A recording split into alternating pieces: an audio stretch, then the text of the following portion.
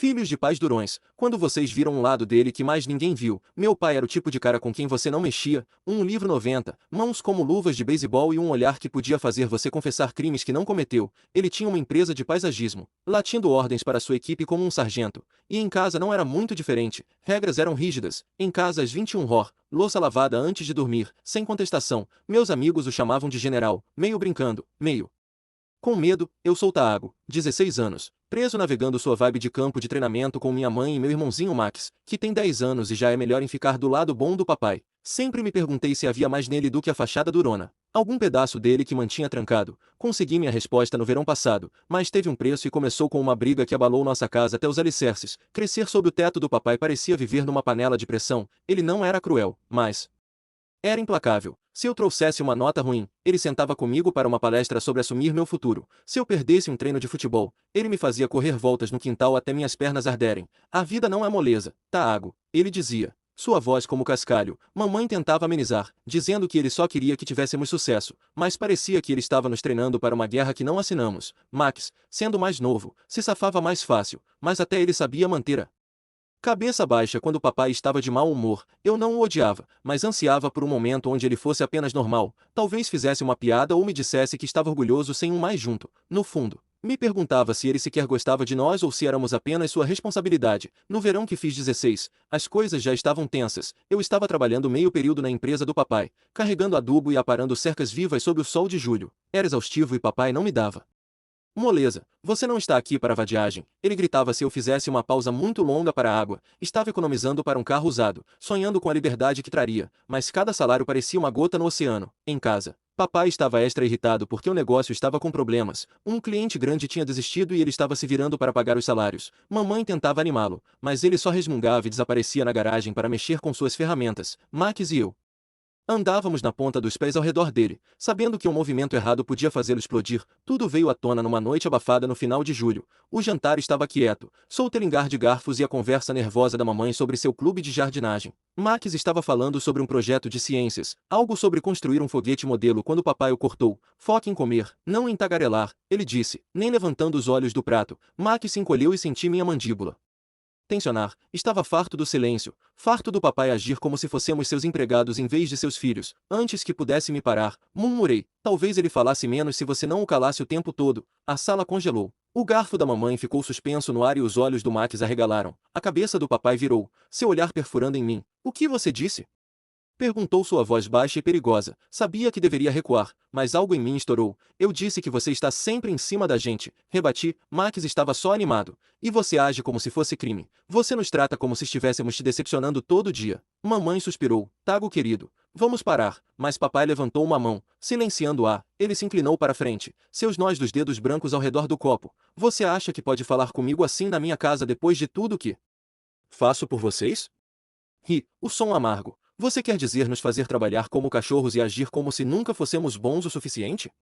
Estou me matando no seu negócio e tudo que recebo é bronca. Minha voz estava tremendo agora e podia sentir Max olhando, mas não conseguia parar. Papai se levantou dominando a mesa. Você passou dos limites, Taago. Você não sabe o que é preciso para manter esta família funcionando. Talvez eu soubesse se você alguma vez conversasse conosco. Gritei levantando também. Você não é um pai, é um chefe. As palavras ficaram no ar e por um segundo achei que ele realmente fosse me bater. Em vez disso, ele apontou para a porta. Sai agora. Peguei meus tênis e saí correndo, batendo a porta da frente tão forte que as janelas tremeram. Acabei no parque, alguns quarteirões adiante, sentado num banco no campo de beisebol vazio. Meu celular vibrou. Mamãe mandou. Por favor, volte para casa. Tago, ele não quis dizer isso. Não respondi. Ainda não estava pronto para enfrentá-lo. Por volta da meia-noite, ouvi passos estalando no caminho de pedra. Em vez disso, era papai, sua jaqueta de trabalho jogada no ombro. Parecia cansado, não bravo, apenas exausto. Ele não disse nada primeiro, apenas se sentou no banco a alguns metros de distância. Finalmente ele falou, sua voz mais suave do que eu jamais havia ouvido. Sabe, eu costumava jogar beisebol aqui, shortstop. Não era meio ruim. Pisquei surpreso. Papai nunca falava sobre seu passado. Por que parou? Perguntei cautelosamente. Ele deu de ombros. A vida atropelou. Tive que crescer rápido. Não queria isso para você e Max. Por isso pressionei vocês. Talvez demais. Você não apenas pressionou, disse minha voz tensa. Você nos fez sentir como se estivéssemos te decepcionando. Como se nem fossemos seus filhos, apenas projetos. Ele estremeceu um pouco e vi algo piscar em seus olhos. Arrependimento. Talvez. Ele não discutiu. Não se defendeu. Apenas assentiu como se estivesse absorvendo. Venha para casa, Tago, disse baixinho. Conversamos mais amanhã. Na manhã seguinte, a cozinha estava mais quieta que o normal. Papai estava à mesa tomando café. Finalmente ele pigarreou. Tenho um trabalho hoje no centro comunitário, disse. Eles precisam do jardim refeito. Podia usar uma mão extra. Tago, topa. Congelei. Papai nunca me pedia para trabalhar com ele. Ele apenas mandava, claro, disse, tentando soar casual, embora meu coração estivesse acelerado. O centro comunitário era um prédio de tijolo desgastado, com um gramado manchado e um jardim que parecia não ter sido tocado em anos. Papai estava diferente. Ele não gritou comigo para começar ou criticou minha técnica. Apenas me deu um ancinho e disse: comece ali pela cerca. Por volta do meio-dia, uma mulher do centro saiu, Senhora Riva, que dirigia os programas da tarde. Está ficando fantástico. Tom, disse para papai, as crianças vão adorar. Ela se virou para mim. Você deve ser Tago. Seu pai diz que você é trabalhador. Quase derrubei meu ancinho. Papai disse isso sobre mim. Fizemos uma pausa para almoço, sentados na caçamba do caminhão do papai. Este lugar é meio legal, disse. Melhor que carregar adubo para grama de gente rica. Ele bufou. Sim, bem, este aqui é de graça. Rivera vem me enchendo há meses. Disse que as crianças merecem algo bonito. Por que disse sim? Perguntei. Ele tomou um gole de água. Então disse: cresci aqui. Este centro era tudo que eu tinha alguns dias. Me manteve longe de confusão. Meus irmãos e eu vínhamos aqui depois da escola. Mamãe trabalhava. Papai tinha ido embora. Eles tinham essa quadra de basquete velha nos fundos. Jogava até escurecer. O lugar era uma droga, mas era nosso. A tarde ficou mais agitada. Senhora Riviera trouxe um grupo de crianças do programa de verão. Uma criança, um menino magro chamado Léo, talvez 8 anos. Se grudou em mim. Você é forte, disse-me vendo carregar um saco de terra. Aposto que conseguiria levantar um carro. Então apontou para papai. Esse é seu pai? Ele é assustador. Olhei para lá. Papai estava ajoelhado, suas mãos grandes cuidadosamente acomodando terra ao redor de uma plantinha. Sim, disse, mas ele não é tão ruim assim. Ver papai com essas crianças era estranho. Ele era paciente, explicando como cavar fundo. Até riu quando uma menina sujou suas calças de lama. Na volta para casa, ele ligou o rádio e tamborilou os dedos no volante. Era o mais relaxado que eu havia visto em meses. Quando chegamos na garagem, mamãe estava esperando na varanda. Como foi? Perguntou. Bem, disse papai. Então me olhou. Tiago, se saiu bem. Minha mandíbula quase caiu. Um elogio do papai sem um mais junto. Os próximos dias, no centro comunitário, pareciam entrar num universo paralelo. Papai ainda era carrancudo, mas havia algo mais suave. Transformávamos o jardim pouco a pouco. As crianças do programa de verão sempre estavam por ali. Léo era meu companheiro não oficial, tagarelando sobre tudo, de super-heróis à comida da vovó. Acha que esses tomates vão ficar tão bons quanto os dela? Perguntou. Melhores, disse sorrindo. Somos profissionais. Uma tarde, Senhora Riva puxou o papai de lado. Você está fazendo mais do que jamais esperávamos, Tom, disse. Papai deu de ombros. Só fico feliz que esteja ajudando, disse. Senhora Rivera sorriu. É pessoal para você, não é? Papai hesitou. Então disse: sim, devo muito a este lugar. Naquela noite me atrevi. Você disse que deve ao centro. Comecei. O que quer dizer? Ele suspirou longamente. Quando era criança, as coisas eram difíceis. Mamãe trabalhava 2 empregos. Meus irmãos e eu ficávamos muito sozinhos. Este lugar nos dava onde ir, nos impedia de nos descontrolar. Senhora Rivera era uma das conselheiras na época. Ela não me deixou desistir. Pisquei tentando imaginar isso. Papai, meu pai durão, como um garoto brigão que precisava de alguém como Senhora Riva para mantê-lo na linha. Você nunca nos contou isso, disse baixinho. Ele bufou. Não é exatamente uma história de ninar, Tago, mas não sou o bravo, apenas cansado. Na sexta-feira, o jardim estava quase pronto, os canteiros estavam plantados, os caminhos postos e Senhora Riva estava radiante de empolgação com o evento, uma cerimônia de inauguração com comida e música. Naquela noite, enquanto limpávamos, Léo correu até mim, segurando uma plantinha de tomate num vaso. Senhora Rivera disse que eu podia te dar isso, disse, enfiando na minha mão. Por ser incrível, ri, bagunçando seu cabelo, papai.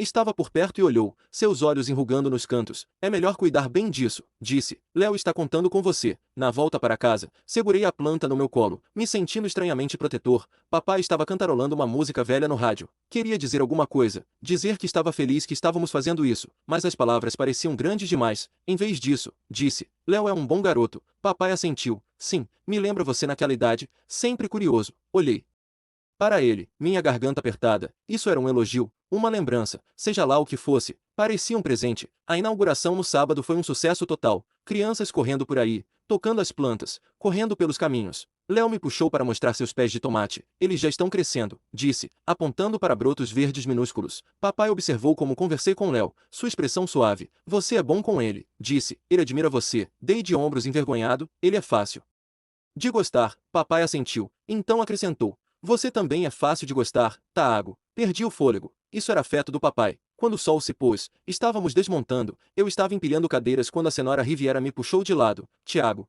preciso de um favor, disse. Tem um garoto aqui, Marcos, que vem ao centro há anos. Ele tem 14, bom garoto, mas está passando dificuldades. Podia usar alguém para conversar, talvez mostrar o básico do jardim. Hesitei, eu não era conselheiro, só um estudante, mas seu rosto estava tão sério. Claro, disse. Posso tentar. Ela sorriu aliviada. Seu pai disse que você seria ótimo para isso. Ele tem orgulho de você, sabe? Meu estômago deu uma cambalhota. Papai orgulhoso. Naquela noite em casa, saí para ver papai na garagem, algo que não fazia há anos. Ele estava limpando suas ferramentas. O rádio tocando uma música country velha. Hoje foi legal, disse, testando as águas. Ele olhou e assentiu. Sim, Rivera faz um bom show. Respirei fundo. Então me arrisquei. Você não precisava fazer tudo isso, sabe? O jardim de graça. Por que era tão importante? Ele largou o pano, suas mãos paradas pela primeira vez. Te disse que devo a este lugar, disse baixinho. Mas é mais que isso. Essas crianças, Léo, Marcos, os outros, eles são como eu era, sem pai, mãe no limite. Eu não tinha ninguém para me mostrar como ser homem. Tive que descobrir do jeito difícil. Não quero isso para você ou Max ou eles. Ele parou, seus olhos encontrando os meus. Não quero que vocês se tornem como eu era. Engoli minha garganta apertada. Isso era o mais aberto que ele já tinha sido. E não era só sobre o centro. Era sobre nós. Você está indo bem conosco, disse. As palavras desajeitadas, mas honestas. Ele deu um pequeno sorriso. O tipo que não precisava de palavras. E voltou para suas ferramentas. Na manhã seguinte, acordei cedo. A plantinha de tomate do Léo ainda prosperando no meu peitoril. Decidi voltar ao centro. Não porque tinha que ir, mas porque queria. Marcos estava lá, um garoto esguio com um olhar cauteloso, chutando uma bola de futebol contra a parede. Apresentei-me sentindo desajeitado, mas ele assentiu e acabamos plantando mais algumas mudas juntos. Ele não disse muito, mas quando mostrei como espaçar as plantas, ele escutou, suas mãos copiando as minhas. Papai apareceu mais tarde trazendo algumas ferramentas extras que Senhora Riva havia pedido. Ele me viu com Marcos e não disse nada, apenas me deu aquele aceno de novo, aquele que dizia mais que palavras. Percebi então que isso era quem ele era, não apenas o cara durão, mas o homem que lutou para ser melhor que seu próprio pai, que construiu um jardim para crianças que não conhecia, que estava tentando do seu jeito estar presente para mim. De volta em casa, ajudei Max com seu projeto de foguete, colando algumas barbatanas e rindo quando ele espalhou glitter por toda a mesa. Mamãe nos observou, seus olhos suaves. E quando o papai entrou, ele não gritou com o Max pela bagunça. Em vez disso, se sentou perguntando, essa coisa vai voar? Max se iluminou, explicando seu design e papai escutou, realmente escutou. Peguei o olhar da mamãe e ela sorriu como se soubesse que todos estávamos encontrando nosso caminho. Quando fui para a cama, olhei para a planta do Léo, suas folhas captando o luar, era pequena, frágil, mas crescendo, meio como nós.